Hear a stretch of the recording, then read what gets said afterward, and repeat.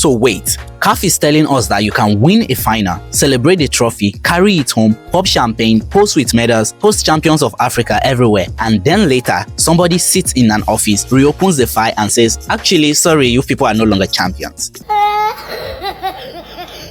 No, seriously, what exactly is going on in African football? Because this Morocco-Senegal AFCON 2025 situation is one of the clearest examples of why African football keeps getting mocked. And let me be honest, this whole thing is embarrassing. If Senegal did something wrong in that final and CAF believes that the punishment is serious enough to strip them of the title, then why was that not handled there and then? Why did the match continue? Why did Senegal leave the trophy? Why did the world see them crowned champions? Why did they get that winning moment? That is my problem. So now CAF has awarded the title to Morocco on appeal. Fine, on paper, yes. Morocco are champions. Officially, yes, they have the title. But let's be honest, it's not the same. It can never be the same. You cannot recreate that feeling in a boardroom. You cannot recreate that joy with a press release. You cannot recreate that championship moment after the confetti has already fallen for somebody else. Morocco may have won the trophy on paper, but they did not get the full experience of being crowned champions in that magical moment, and that matters. That joy, gone. That life moment, gone. That unforgettable championship high, gone. And who caused that? CAF. This is exactly why people do not take African football as seriously as they should. Because how do you allow a final to end, allow a team to celebrate, allow the trophy to be lifted, and then come back later to rewrite history? That is not just poor administration, that is chaos.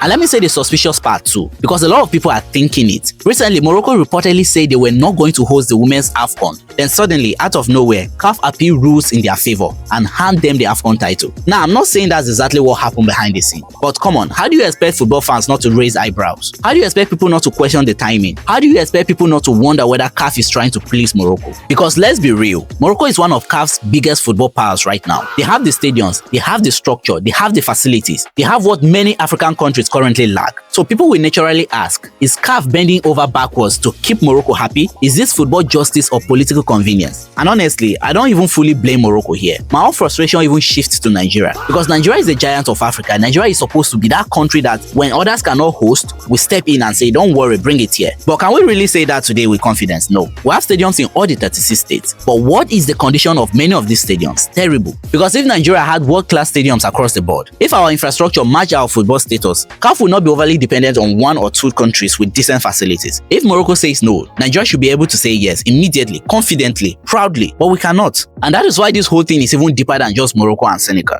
It exposes CAF's mess, yes, but it also exposes the failure of African giants like Nigeria to build a kind of infrastructure that gives the continent real options. So at the end of the day, this whole AFCON drama leaves a big $1 million question. Would you consider Morocco as AFCON 2025 champions? Let me know your take in the comments, and as always, follow for more.